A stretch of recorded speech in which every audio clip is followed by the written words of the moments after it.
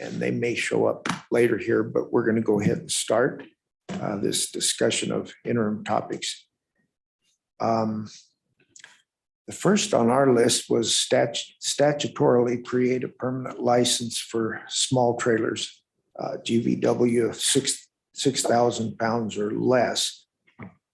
And the difference between what we have now and this one would be a permanent licensing thing. And the two chairmen have talked, and we kind of think it ought to go to transportation. I'd like some feedback from the committee. If anyone else have other ideas? Yeah, go ahead, Representative Heiner. Thank you, Mr. Chairman. As I've been driving around the state, I've noticed a lot of semi-trailers with Idaho plates. More than just a few. It's very, very prevalent. And so I talked to an owner of one of these trucking firms and asked him about that. And he had the same comment. He says he can go and plate his trailers in Idaho with a permanent plate, and it saves him the trouble and the money to plate it in Wyoming. So we're losing a ton of revenue, and it's not us, it's not only Wyoming, but some of our surrounding states. You look at some of these semis that are going through, the tractor's got a plate and then an Idaho plate on the trailer. So this might be a good thing to study and do a little research on, what is the impacts and will it bring benefit to have a permanent plate, not only for 6,000 and less, but also for larger trailers. It might be something that we can find advantage doing here in Wyoming. I'd probably agree. I'm still kind of wondering if it's our committee that ought to tackle that problem, because I know there are the semis themselves, not just trailers. Oftentimes, depending on where the authority is on the trucking company, they live and they exist, and the truck drivers are in Wyoming, and they're running up and down primarily Wyoming roads, and we don't get any income from it. But might be a better topic for transportation, but go ahead. Yeah, Mr. Co-Chairman, it's certainly not a new issue. I remember when I was brand new in the legislature and I was on the transportation committee that we tried to get this issue with, in this case, it was mostly focused on RVs, that there's a lot of Montana plates on these RVs, and it's to avoid paying sales tax. And there's even, shell companies that are set up in Montana with a PO box, nothing else. So you can, kind of get away with it. And that's something we can never get our arms around. We never got a bill passed to get at that practice.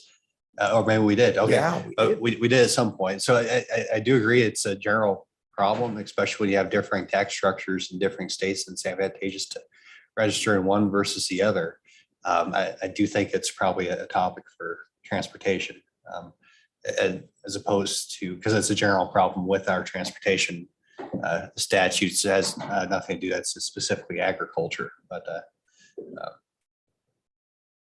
yeah, we did deal with that in the RVs in transportation and got a bill passed. And it's illegal to do it. You've got a shell company in Montana that will issue you a LLC to license tag your vehicle in Montana, where they have no sales tax. So they get out of that. That's the biggest deal of the whole thing. So it's illegal to do that. And we left a grace period and everything, and they're still running around. I think it's in the books, and I think that the Highway Patrol could pick them up and issue citations, and it could be fixed. But I think we've done everything we can concerning those.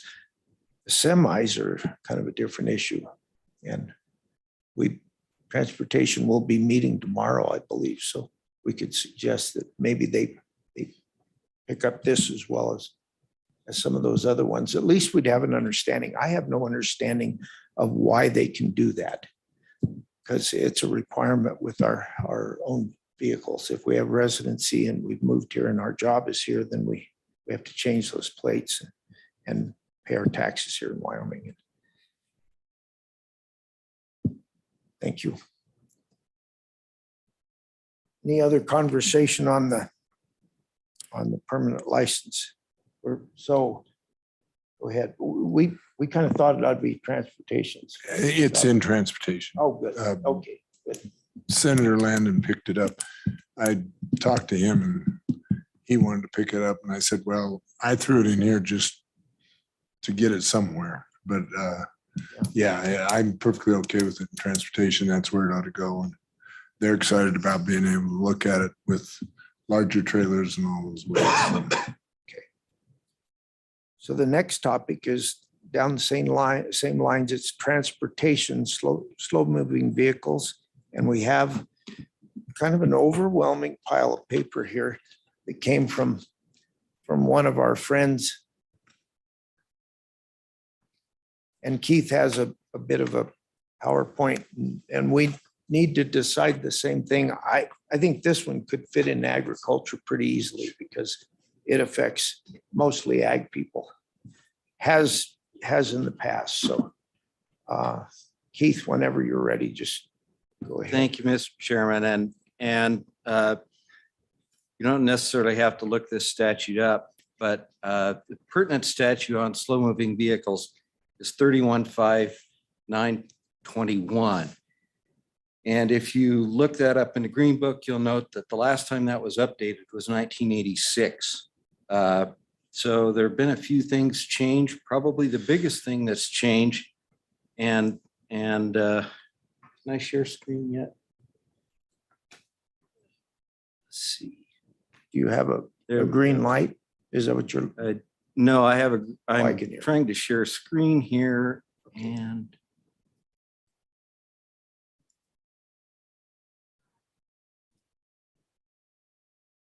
so I'll just scroll through these real fast. Here we're looking at the age of implements that are, late 60s, late 70s, early 80s. Here's some of today.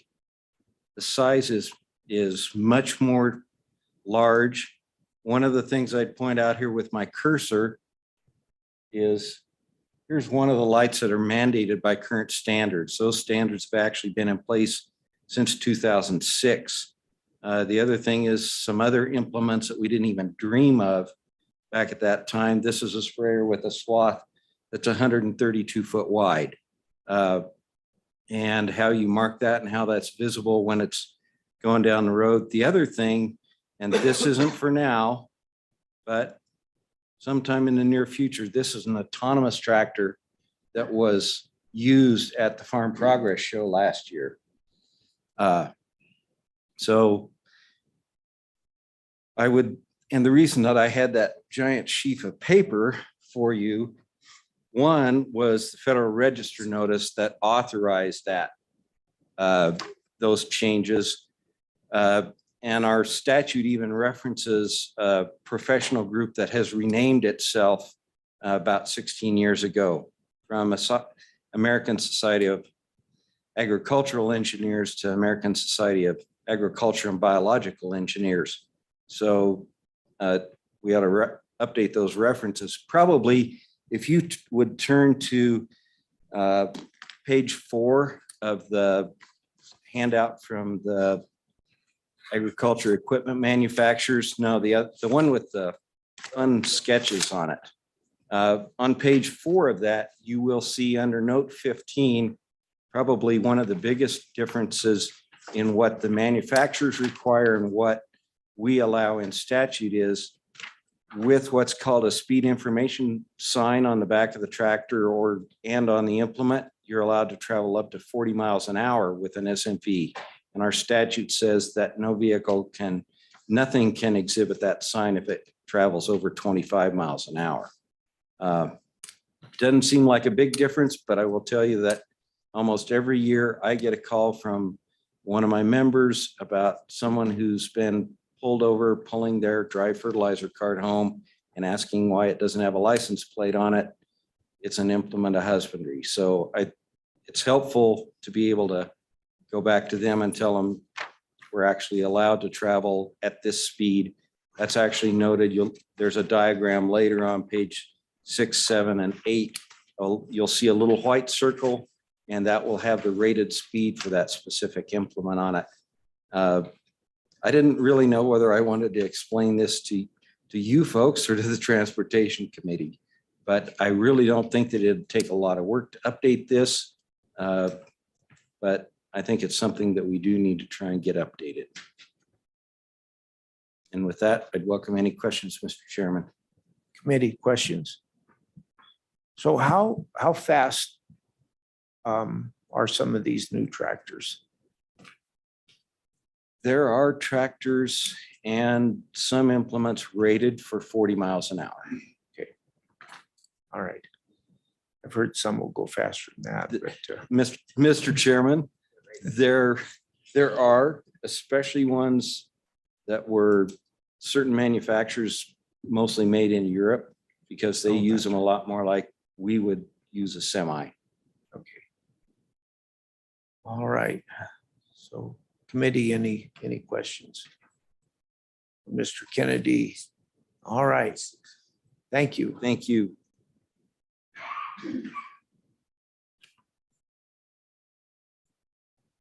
All right, this next one, several of us can speak to it, but I put that on because I didn't feel like we were, so it is for the public, continue to work on wild horse and burrow management. You know, the federal government has really put regulations on the states and everybody. And then they don't bother to manage what they're supposed to be managing. And this is one of the problems we found out as we worked through this bill. The strongest thing we could do, I believe, was a writ of mandamus, which would essentially send a bill for the damage that they're doing. And what I guess I would like to do, what I thought was really good in the work we did, was we brought everybody together. We had conservation groups and tribal members, and private landowners, and I think the BLM was there. Everybody, we came to the table and we all agreed there had to be a fix to the problem. And if we leave it up to the federal government, I think it'll continue to just go as it is. We'll continue to collect horses and feed them and cost money. The conservation groups were right there. They believed we needed to do something as well. I'd like to pursue this a little bit more and see if we couldn't set up at least pacts with other states that are having the same problems, because we're not the only state having the problem. And possibly that might give us a little bit more clout to go to the federal government and have something more permanent done. So that's why I put it there. And it seems like we're beating our head against a stone wall, but there are problems that just are before us, and we've got to figure out a way of solving them. Any conversation on this? Yeah. Go ahead. Thank you, Eric Mr. Holtz. Chairman. I guess my biggest thing is, what do we hope to obtain out of it? Because if our frustration just continues to be frustration and we really can't get anywhere, I don't know that we're gaining much. But if we can say, here's where we want to get to, or what we want to achieve out of this, then at least we've got some kind of a focus of where we're headed for the future. I just was wondering what do we have in mind there? Chairman. Well, I'm sure that's a good question. I think that, just to give up down House Bill 5, we did reinsert the appropriation, a partial appropriation for $500,000 for the cooperative agreements.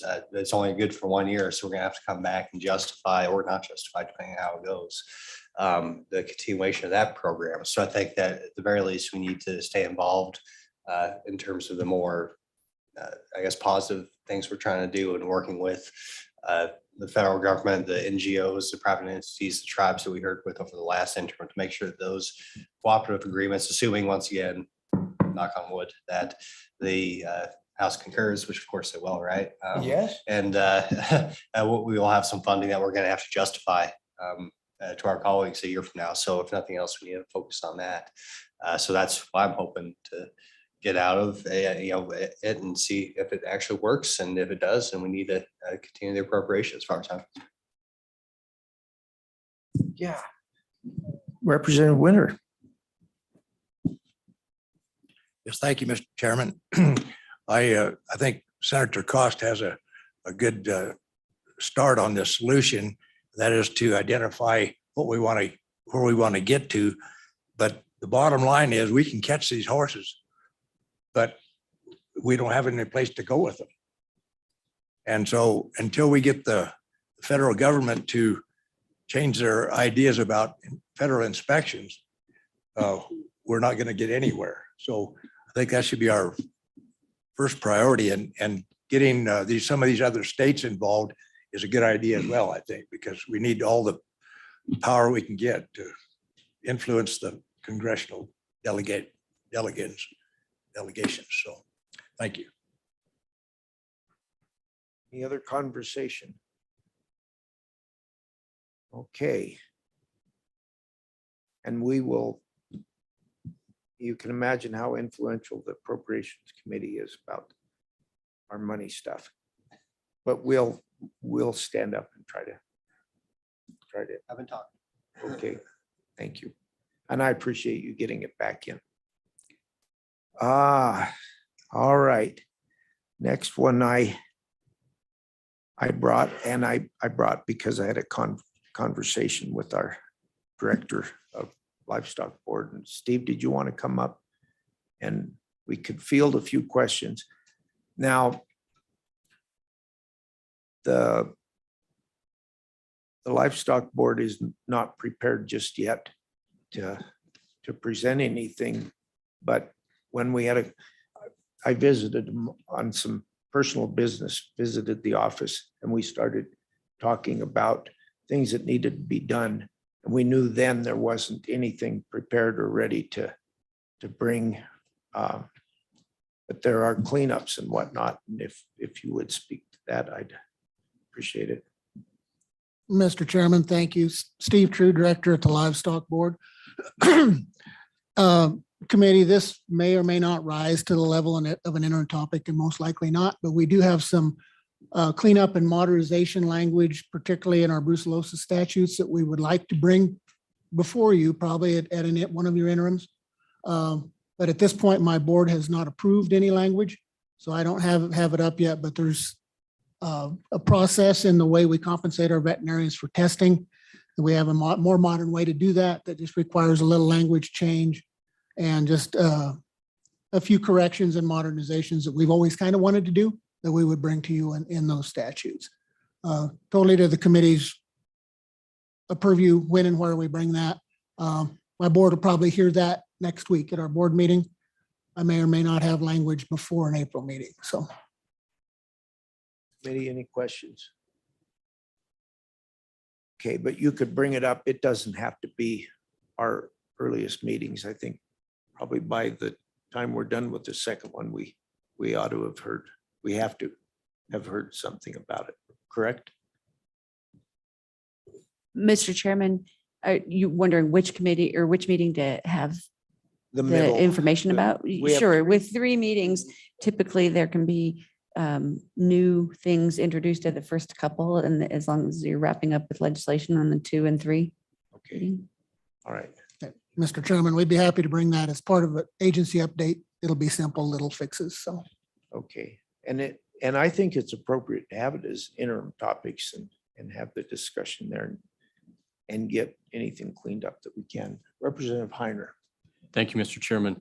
Mr. True, you mentioned some needed cleanup of brucellosis. Does that also pertain to the next topic about tribal lands? And maybe we could do this all at the same time, clean up some of the language about livestock diseases and brucellosis in our statutes? Mr. Chairman, I'm not aware of what your next topic's language is, so that I can't speak to that at this point. Our brucellosis rules will be open until such time as we deal with this language, because it's going to require language to trail all the way down through the rules. So yeah, it very well may be all part of one. I'm not sure how your next topic reads.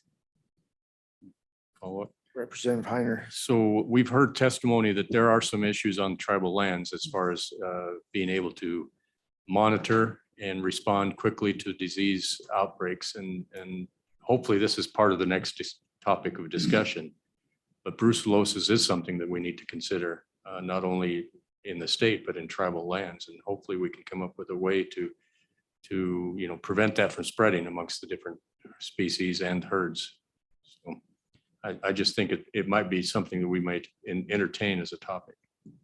If we feel like the need is there. Yeah, they're so Select Tribal. We saw that bill. Select Tribal brought us a good bill, and I think it would have passed. We ran out of time. And so it didn't make it through the whole process. And bringing it up at the same time would be probably a good idea. And we could visit with the Select Tribal Committee and see if they want us to do it, or if they, I'm not sure. I'm guessing they're tied together. We'll talk with Select Tribal and see who's going to do it. But the bill has already been done, so it would be really easy, and we'll have more time.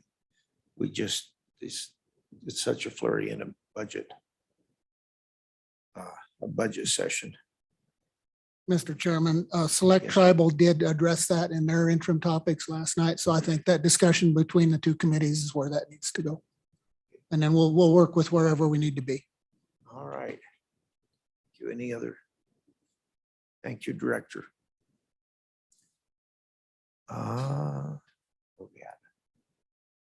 That text. All right.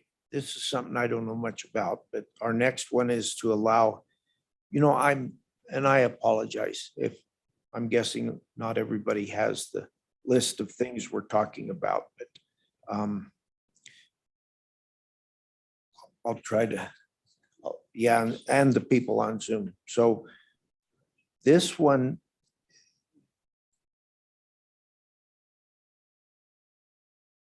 is to allow vet techs to work for veterinarians, and I don't know much about it or why it was brought. So, yeah, Chairman, go ahead. I believe this one was submitted by the Farm Bureau. I believe they're online if we can bring them in. And I believe it's, obviously, hopefully vet techs currently work for veterinarians. I think it's more of a scope of practice discussion. So actually it might be a little controversial. We'll see what happens. So Mr. Moline, you want to provide any more insight? Thank you, Mr. Chairman. Brett Moline, Wyoming Farm Bureau Federation. Can you hear me all right? Yeah. Oh, yeah. We can. I try not to be too loud, but having 6 older brothers, 2 sons and a wife, I tend to talk loud. It's come to my attention that, several years ago, we tried to get a change in the statutes that would allow the vet techs to have a broader scope of practice.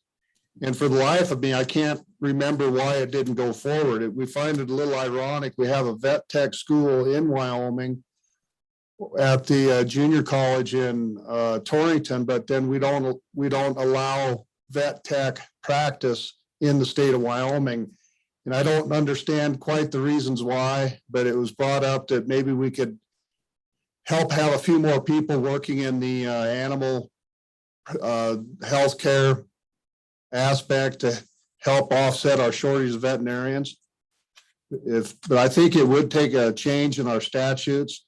And I'm assuming we should be able to look at what other states have and be able to apply that to the state of Wyoming. With that, Mr. Chairman, I would sit for any questions. Any questions? All right. Well, thank you. Our next topic is disposal of small isolated parcels of state land and codifying existing policy. We had a bill on this. Would state lands like to come forward? And I don't know if you're prepared to talk on it, but I'm guessing the committee might have some questions for you. So you might as well come forward. So who brought this? Okay, I'm not sure. Senator Hicks. Oh, and he's not here.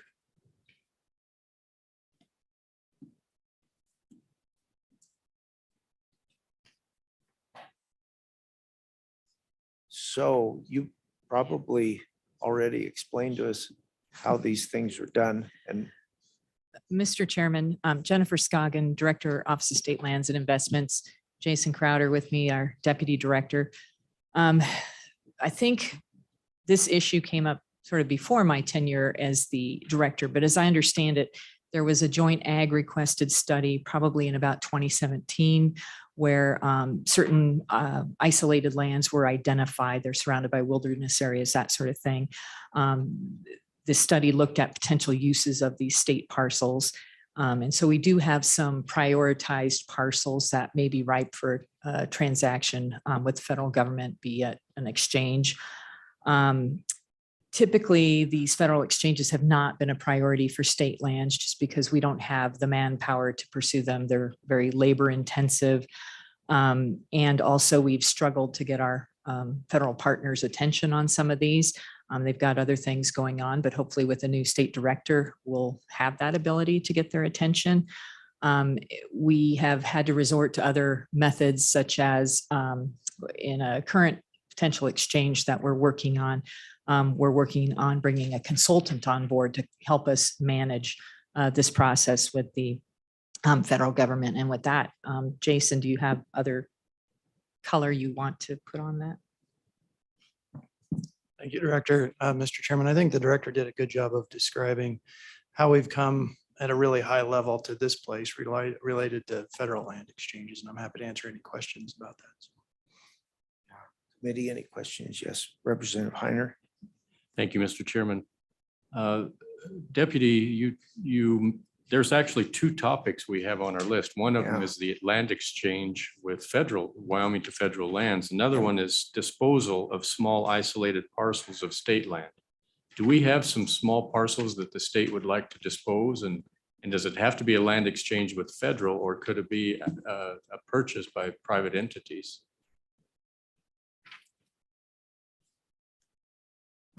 Thank you, Mr. Chairman. Mr. Crowder, Director, I think, and committee, I think we'll work the two of them together. So anytime you want to tie them together, they are tied together. Thank you, Mr. Chairman. Representative Heiner, they are together, and then they're also two totally separate discussions. So we can work them either way.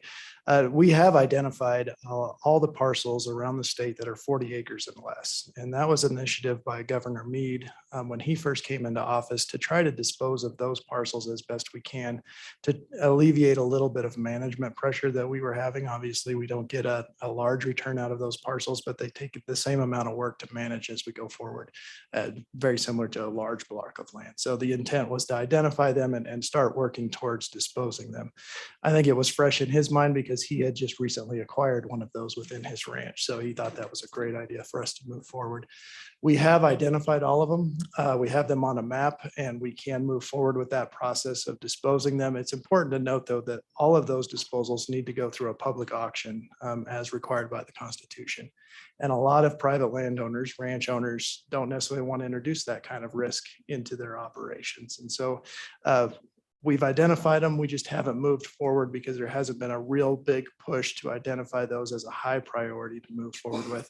But as the committee remembers, over the interim and over last summer, the Board of Land Commissioners, along with discussions with this committee, did put in new rules to expedite a land exchange situation where parcels 640 acres and less can go through an expedited and hopefully cheaper process, move those out of the interior of a ranch onto the exterior or something that has access for commercial development and recreation possibilities as well. And those 40 acres can get wrapped up into those. We do have quite a few of those, and if the committee wants to further review and analyze those for disposal, we can absolutely provide that information. Representative Western. Thank you, Mr. Chairman. So, Mr. Crowder, trust lands must be managed on behalf of the beneficiary. With that said, in regards to those little 40-acre chunks, is there a difference in the per acre revenue generated on leases on those little 40s, 50s, and 60s and what have not versus the per acre revenue generated from leases on some of the bigger chunks of state land. Do you know if there's a breakdown on the per acre lease? Mr. Chairman, Representative Western, there's really not, because we derive, at least from the grazing standpoint, revenue off of the AUM. And that's the amount of forage that's available on that parcel. So it's not tied to the acres, it's tied to the amount of forage there. And I guess it's independent of how many acres are there. And Mr. Chairman, follow up. Go ahead. And also on the program you mentioned that went through rules this past summer with the board for those smaller exchanges. Has that been starting to get utilized, or what's I know it's kind of new, but just was wondering if you get an update on that. Mr. Chairman, Representative Western, that's a great question. It is new and we've not received any interest in it thus far. If we were to go into that, we'd stick with trying to maintain the same number of acres of state land. So we'd sell some and we'd have to buy some back for exchange. And it'd have to remain static, the number. Okay. Any other questions? Yeah, go ahead. And Mr. Chairman, it's not necessarily on the list of proposed topics. To be clear, we're not limited to this list that have been submitted by the public committee. If we want to add our own topics, now's the time to make that, discussion known. But I anticipate a thorough look at leasing procedures in general with state lands. I think there's been quite a bit of discussion over recent years, especially as to how these go. And obviously we had one dealing only with vacant lands that significantly altered the statutes. And looking at, say, 36-5-105, I don't think our statutes are doing anybody any favors because they're old, outdated, they're cobbled together. And so I'm thinking of some of the work the committee did a couple of years ago with animal abuse statutes, just making them easier to read, more logically put together. And so I'm just letting everybody know that may be a topic as well. And so we can stop the hodgepodge of statutes from the 30s and 50s and hopefully have something that's a little bit more easy to understand to everybody, the public, the agency, the Board of Land Commissioners. So just thought I'd throw that out there as well. Sorry, I don't have a question. What do you think of that? Yeah. Mr. Chairman, we'd certainly be happy to work with you on that. You're right. There are some kind of piecemeal hodgepodgey things that I agree things could be a little clearer. Okay, so the committee kind of understands that would be a separate topic that we vote on. Did you have something, Cyrus? Question, Mr. Chairman. Yep.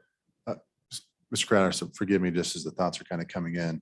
I mean, I like the idea of being able to sell all those 40s and buy, a bigger consolidated piece. But if the revenue on a per acre basis remains the same on a 40, on a 500 acre chunk or 5,000, would it be difficult to justify it from the perspective that these have to be done to either increase revenue on behalf of the beneficiary? I mean, if it's like, you add up a bunch of 40s, the revenue off those is still going to be the exact same versus off the revenue off, a 1,000 acre chunk or whatever it may be. Thank you, Mr. Chairman. Representative Western. When we were talking about there, we're talking strictly about grazing revenue. When we start compiling acreage, we can possibly introduce more revenue streams into the equation through commercial development or recreation or things like that. There's just not a lot of use for a 40 acre chunk. It may not, or smaller, just may not be big enough. So as you increase the size, and obviously location is key as well, where can we move that ownership to? That may change the revenue stream structure. From a grazing standpoint, it's largely the same. It's of course based on forage availability. The other part of this, and we've talked with the committee a lot about our trust land management objectives that are provided by statute and then refined by the Board of Land Commissioners. And the second objective is to increase the manageability of these lands. So it would meet a trust perspective from that standpoint of increasing the effectiveness or the places where we could leverage management opportunities with sister agencies and things like that. And Mr. Chairman, remind me, for gravel pits, that's a surface, right? Correct? Mr. Chairman, Representative Western, in the state of Wyoming, that's correct. Any other? So I I'm going to go back to something here in committee.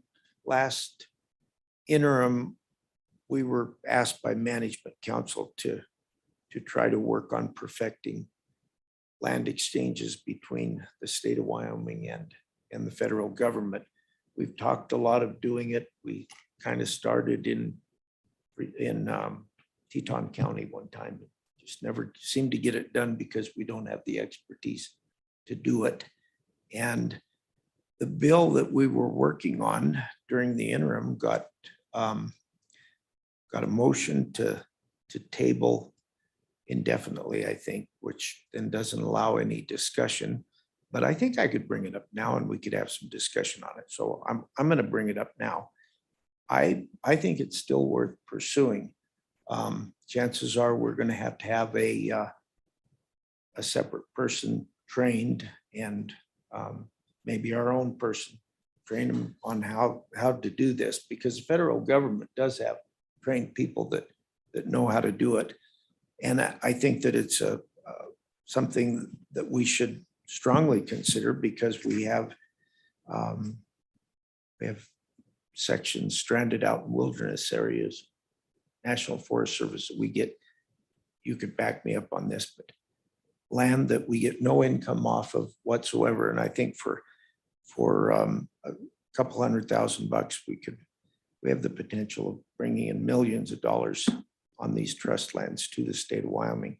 Right now, they're bringing in nothing. And I guess I'd like a discussion by the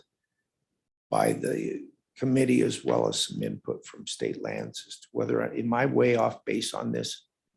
How much land is stuck out in wilderness that we don't get a dime off of? Thank you, Mr. Chairman. As the director mentioned, we provided a report to the committee that identified all of these lands, and I think it was roughly 100,000 acres. We did that back in 2017, and we can update that report and provide that to you again. Within that report was not only an identification of the lands, but where they were isolated or impacted by federal protection type designations, and what revenue generating opportunities could be there and are there. And I think it's important for the committee to understand that there are times when we're successful in monetizing those federal protected designations, and there are times when we're limited by them. And I think the report did a good job of identifying those for you and allowing you a good picture of where we're limited, and we can provide that to you again. Good. Representative Clausen. Thank you, Mr. Chairman. So I might just suggest we leave this topic broad and exchanges in general, and we can delve into all matter of exchanges, and we may have some updating to do in several different areas. Representative Western. Mr. Chairman. I mean, it's absolutely a worthy topic. There's no question. I think that a broad review of just those exchanges and for federal lands, but because it's just such a huge topic, and the criteria for BLM and for Forest Service and all those different types of federal land, it's such a huge topic. And there's, given the current administration that we have, I just, if our objective here is to be effective with our committee, put forward actionable legislation, I'm worried that if we get on the federal land component, that could just get really bogged down and chew up a lot of our time. And I'm just worried that it would really bog down our time, where if we focus at least on the state land, and that's something that's well within the domain and purview of the legislature of the state of Wyoming.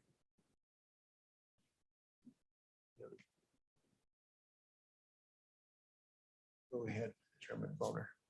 And Mr. Chairman, along those lines, I imagine that we could revisit that topic with federal land exchanges, since we did that last interim. We're not spending a whole lot of time on it. There's a simple policy decision of adding an additional employee with state lands who'd be dedicated to those exchanges. And I think that'd be the extent of the conversation, whether we want to revisit that or not. So, and I agree with Representative Clausen and Representative Western that we do have, I still have lots of questions about the current exchange process, just, between the state and private individuals and things of that nature. So absolutely a worthy topic. I think we could keep it broad and still stay focused on things that we can affect on that. Okay. So is the committee okay with tying, is the committee okay with tying those two together? We'll work on that subject a little bit. I do remember, so I took a break sharing transportation, and I do remember the previous director talking about the difficulties they had with the federal government trying to exchange lands that we had that should have been fairly valuable in national forests for something that we could use, like land that had minerals under it or something, or at least just trading for minerals, but okay. So it is a complicated subject, but I think it's worth going there. Okay. Any other questions? Thank you for coming up. And it's been opened up by Chairman Boner for other possible interim topics. So any other things? Yeah, public comment on. Have we missed anything? Come on up, Jim.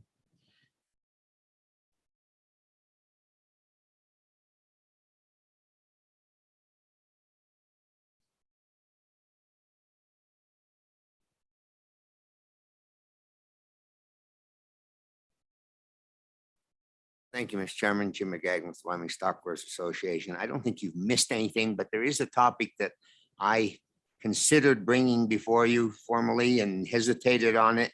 It comes up more frequently all the time, and that is perhaps the need to look at our Wyoming fence laws and update them. Those laws have been in place for I don't know how long, but I get calls quite often from ranchers saying, is this type of fence a legal fence? And those laws were written when we didn't have electric fencing. We didn't have some of the other tools for managing livestock movements that we have today. And I think there might be an opportunity there to review those and do some revisions to make them more reflective of what the options are today, clarify somewhat what the responsibilities are with the party who builds a boundary fence, and what are the obligations of the person on the other side of that fence. The laws are just a little unclear for today's world.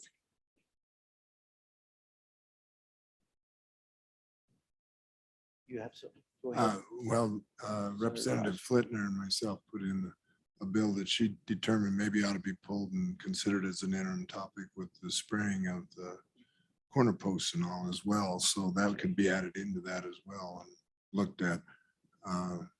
I think there's probably a lot of topics there that, I mean, we could even talk about four corners in there if we wanted to. Certainly true, Mr. Chairman. I do believe, and I'm not sure of this, that perhaps the Judiciary Committee was going to take a look at trespass issues related to that bill and another bill that attempted to define better the game and fish law on trespass to make it consistent with the criminal law and some of those things. But that could be a part of it, certainly. But what I was suggesting to you now didn't have so much to do with trespassing as it did just for animal control, defining what's appropriate and what isn't appropriate. Representative Clausen. Mr. Chairman, Mr. McGagnon, did we do an interim topic in the last 5 years about fences, or was it some private bills? I remember diving into this, but I wasn't sure if it was the interim. You may remember. I think Chairman Hunt went down that road for some issues in Teton County, but I wasn't trying to in a while. Mr. Chairman, Representative Clausen, there's been some discussion of it that I do recall. I don't recall exactly how long ago it was. I don't recall that any legislation came out of it, and it might have been more narrow than there have been some issues somewhat that have arisen, particularly in Teton County. There's issues that I've heard over here in the eastern part of the state. Is the law the same if we're talking about two pieces of grazing land, or whether we're talking about an irrigated crop of some type versus adjacent grazing lands? Some of those are the issues that have arisen, and I'm not recalling any legislation that resulted anyway, but the topic may have had some attention. Okay. Go ahead, Cyrus. Thank you, Mr. Chairman. Mr. McGagnon, just maybe if you could provide a little clarification. Are you talking about the actual type of fence, or are we talking about just the issue broadly? Because my only concern is if we get into fencing, then we can maybe go in the direction of like adverse possession, things that are, super complicated. So if you could just clarify a little bit for me, that would be great. Mr. Chairman, Representative Western, what I was proposing was very narrowly defined on what constitutes a legal fence, because that's defined in statute very specifically, how many wires and how far apart and all sorts of things like that that have been there for a long time. I was thinking more about that. There may be a little bit related to that, for example, some issues with regards to does the law apply differently in a subdivision, for example? That question has arisen now and then, but I was not, at least in what I'm proposing, I was not thinking of the broader issue that you're presenting, because I think that opens up a whole new area. And for example, one that often comes to my mind, and I don't think we want to address, is Wyoming being a fence house state for cattle and horses. And frankly, that's not in legislation. It's not in our constitution. It's built through case law over history. And I'm not at all suggesting we go back into that arena. That was going to be one of my clarification. That was yours too. Okay.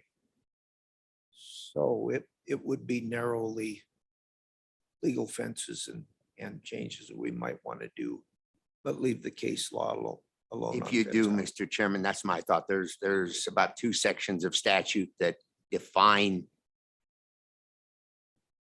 the types of fence that's legal and the responsibilities for maintaining a fence once it's put up. That's the area, the narrow area that I'm suggesting for possible consideration. Representative Clausen.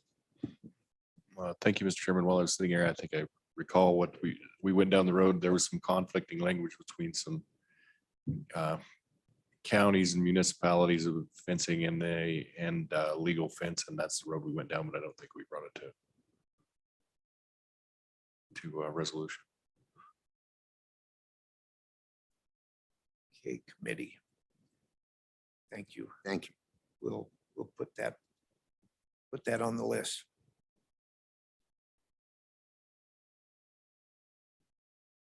All right. So, here we have, come on up, Jeremiah.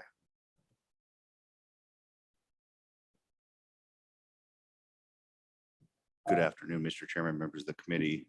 The 2 topics that I'll just mention briefly, I think lend themselves very well to the Select Federal Natural Resource Management Committee, which some of you are on, but may have some interest here.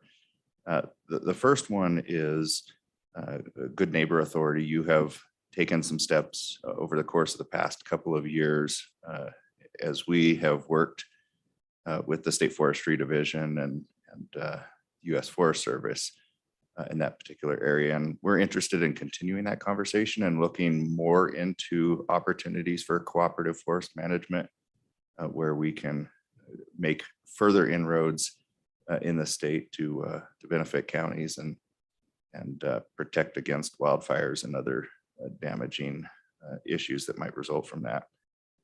The other area that we're pursuing, and we've given many an update this year to the Select Committee, is we will host a congressional tour in August of this year in the Bighorn Basin.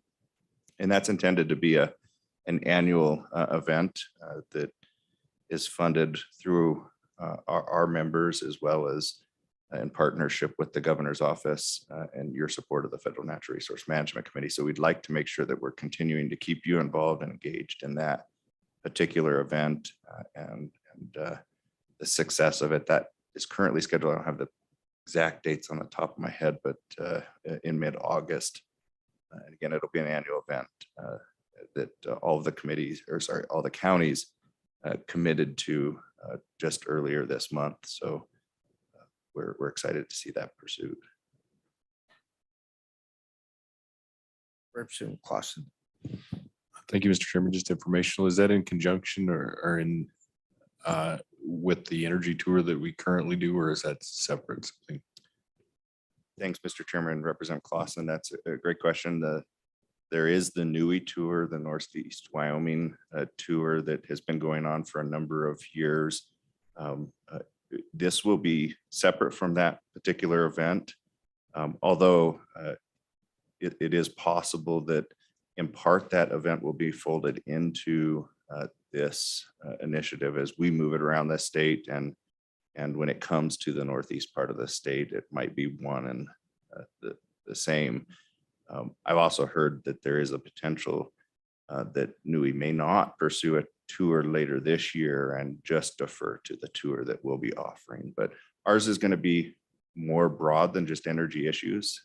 We will be looking at other federal natural resource issues that exist in each part of the state that we go to. Committee?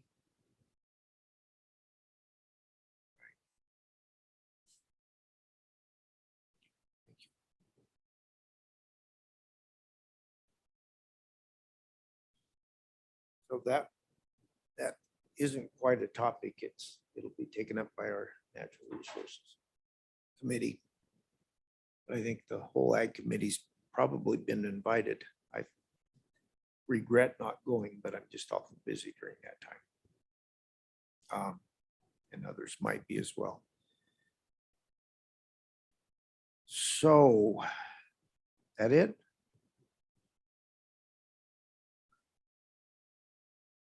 Okay, we took, let me go ahead and explain what some of the things that have happened here that the committee's not aware of.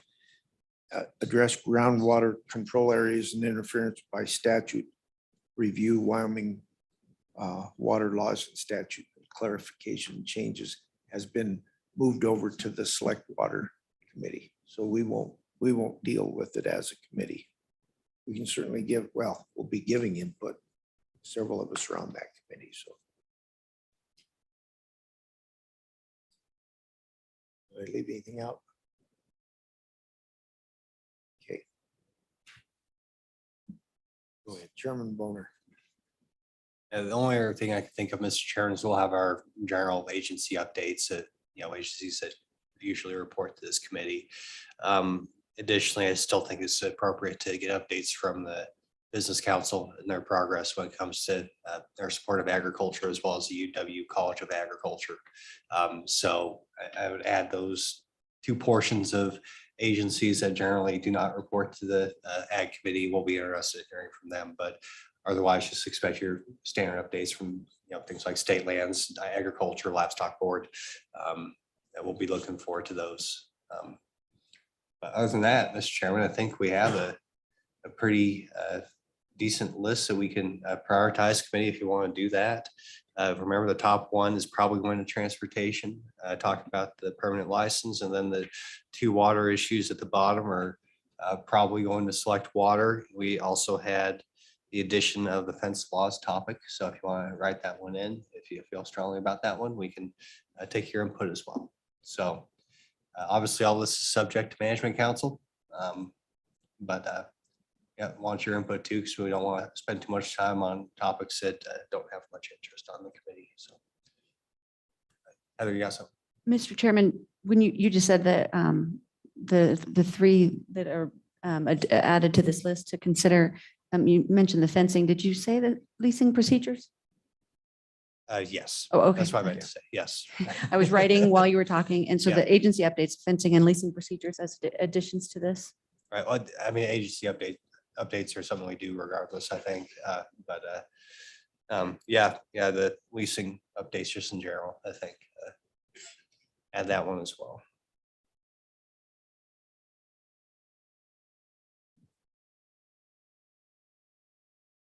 Okay, so committee, if you'd like, you can go ahead and rank them and we'll turn them in.